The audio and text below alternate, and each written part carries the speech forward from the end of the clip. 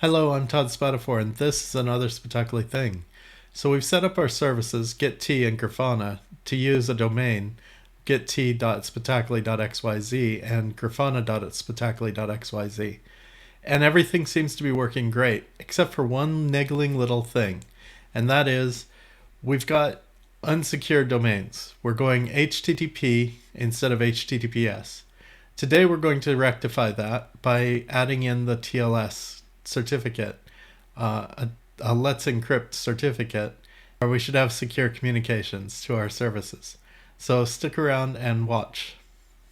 First, we're going to install cert-manager. Cert-manager watches for certificate resources, talks to Let's Encrypt, handles the challenge response, stores the resulting cert as a Kubernetes secret, and renews it before expiration automatically. Phew, does a lot.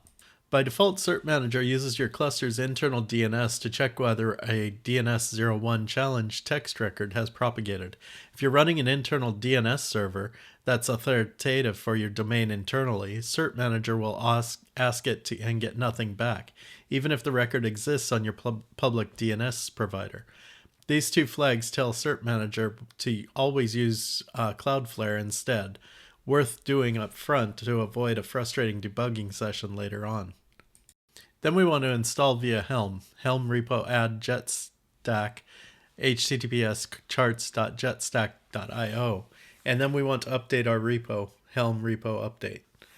Finally, we can install the cert manager with the Helm install cert manager command. In the namespace cert manager, we'll create that namespace, and we want to use our values file. Okay, we want to verify that our pods are running, so we do a kubectl get pods-n cert manager.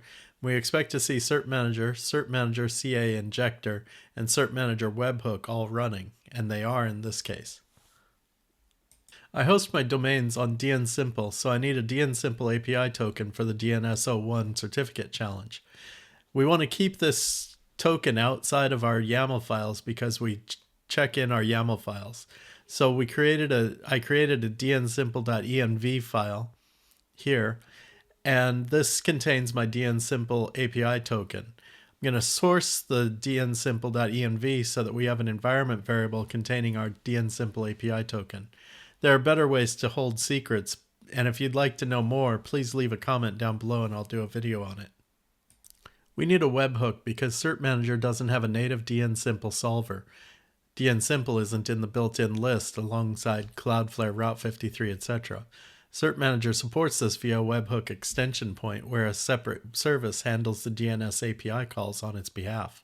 So we want to install the DNSimple webhook. And that's as simple as adding this repo for cert-manager webhook, and then updating our Helm repo list with Helm repo update. And finally, we can install the cert-manager webhook for DNSimple with this simple command. We want this in the namespace cert-manager, and we're going to set the DNSimple token with that environment variable that we have from our environment file. We want to verify that the webhook pod is running with kubectl get pods in the cert manager, and should now include cert manager webhook DNSimple. As you can see here, it is. The webhook is a small service that cert manager calls when it needs to create or delete a DNS text record. It's the adapter between cert manager's generic webhook interface and the DNSimple API. Helm stores the token as a Kubernetes secret automatically. Let's Encrypt has strict rate limits on production. 5 failed certificates per hour, 50 failed per week per domain. If you misconfigure something in hammer production, you'll get locked out. Always use staging to validate your setup first.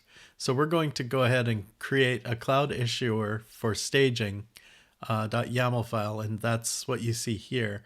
As you can see, this is pointed to the server Acme Staging v202 API Let's Encrypt.org, and right here, and the private key reference is Let's Encrypt staging key. Let's save this and apply it to verify that it works.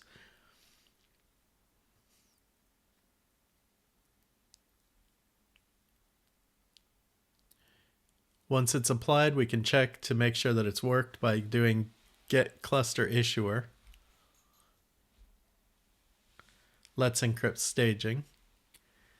And the status should be true or ready.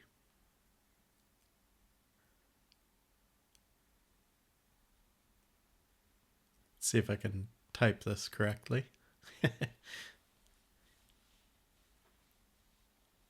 And it is ready. So let's continue on and do the production issuer. If there was a problem, you'd want to fix it before trying the production cluster manager issuer. But there wasn't, so we're going to go ahead and do the server for Acme02, our production server. We'll save this, and then we'll go ahead and apply it with kubectl apply-f ClusterIssuer production.yaml. And we want to check to make sure that it is ready with kubectl get ClusterIssuer. Let's encrypt production.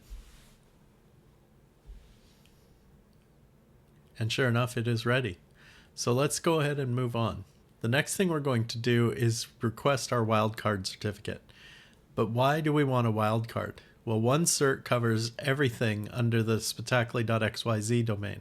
Every current and future service automatically gets HTTPS without needing a new cert each time. We request the cert, store it in Traefik namespace so that Traefik has access to it directly. Now we can apply this wildcard cert with kubectl apply-f wildcard cert.yaml.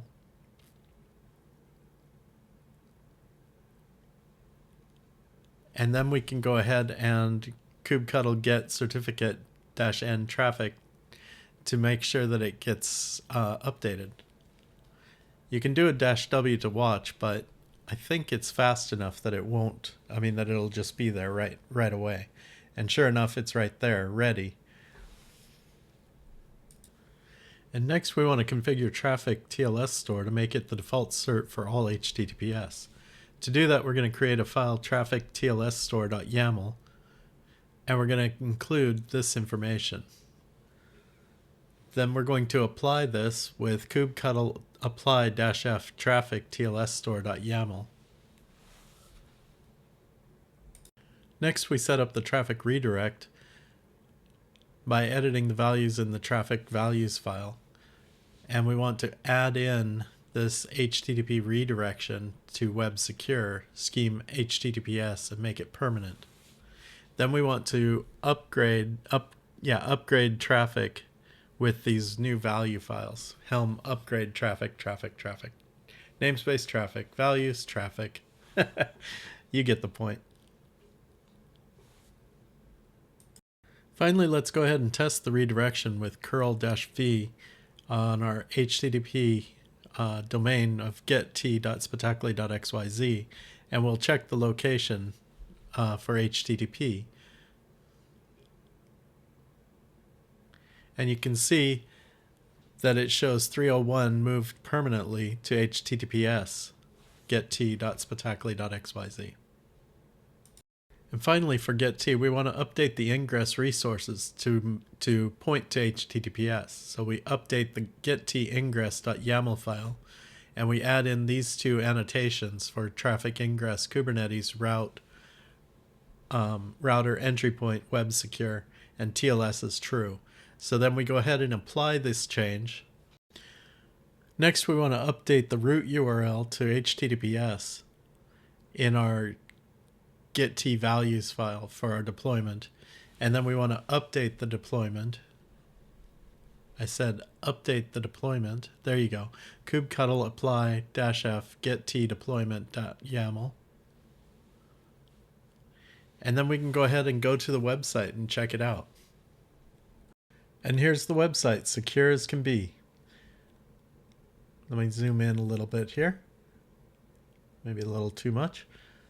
But you can see our certificate is secure. Connection is secure, and we've got a certificate that's valid. I know it's a little hard to see, but it is valid. Next, let's log in with our credentials. Go to a repo, such as the K8s directory that I've got here, and then we can click on code, and you can see, let me zoom in here, you can see that this points to HTTPS now. Back at the command prompt, let's go ahead and upgrade Grafana to HTTPS. Grafana is already exposed over HTTP from the last video, same as Gitea, so we just need to switch the entry point to web secure, add TLS annotation, and update the root URL to HTTPS.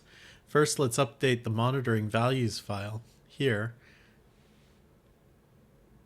to a root URL of HTTPS, and then we want to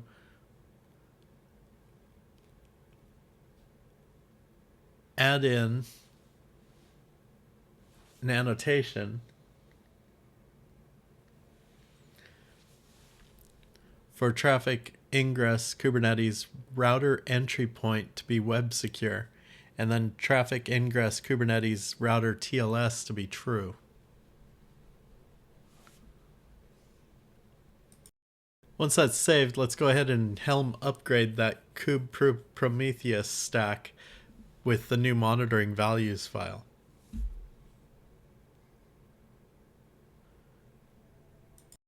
Notice I messed up here and put a space between the double dash and the values. Let's go ahead and fix that really quick. And after a few seconds of waiting, the values will be applied to the Prometheus stack, and we can go to Grafana and see our secure website. So go ahead and open another browser tab and navigate to grafana.spatacoli.xyz in this case, and you will see that we are on a secure connection with a certificate, a valid certificate from Let's Encrypt. And we're done, except there's one last thing that I want to take care of. If we go back into Gitea, you can see that HTTPS works fine, but if we go to SSH, we point to our control plane for our cluster. I don't like that. I want this to be a domain. So let's go ahead and add this in. Let's go ahead and add this in. To do that, we're going to add a new SSH entry point to Traefik. So we're going to update the Traefik values file.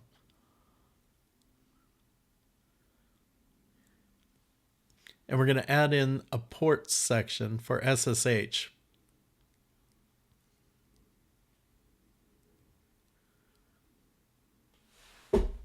This port is 2222. Exposed default is true.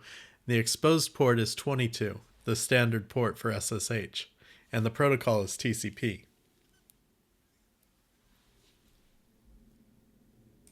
Once that's saved, let's go ahead and upgrade Traefik in Helm. So Helm upgrade Traefik with these new value files. And we can verify that Traefik's new service is now exposed on port 22 with kubectl get service-n Traefik. And you can see in the response that the ports includes port 22, 80, and 443. This 22 is the one that we just added. Next, we want to create the ingress route for TCP that routes SSH traffic to the existing Gitea service. The Gitea service exposes SSH on port 2222 internally. That's just how the Get Helm chart sets it up. Traefik receives connections on port 22 externally and routes them to port 2222 on the Gitea service. User always connects on port 22. The internal plumbing is invisible to them. Let's go ahead and apply this with kubectl apply-f gitea-ssh-tcp.yaml. And then we can update our Gitea environment variables so that clone URLs are correct.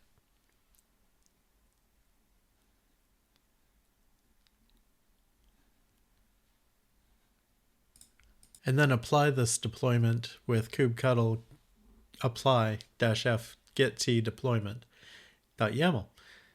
And then we can go back to our Gitea instance, refresh the page, and if we go to SSH, you can see that we're now pointing to a domain, get.t.spatacoli.xyz. And finally, let's test it by creating a temp directory, going into our temp directory and cloning this directory or this project from get.t.spatacoli.xyz. And you can see after a quick RSA fingerprint, it works. So that's it. With one wildcard certificate from Let's Encrypt, we've got our communication secure to our services. And on top of that, we also added SSH communication to we also added a domain to our SSH for our repos in Gitea. So that's the setup. What do you think? Is it pretty good? Did I miss anything that you felt is important? Let me know. Sound off down in the comments. And while you're down there, click subscribe, and so that you're notified of when the next video comes out. Ring the bell, because the next video we're going to switch gears slightly and look at everyone's favorite topic. We're going to look at AI in our cluster. We're going to set up Open Web UI pointed to a 4090 on another computer to so we can have an AI inference engine running. So stay tuned and give us a like.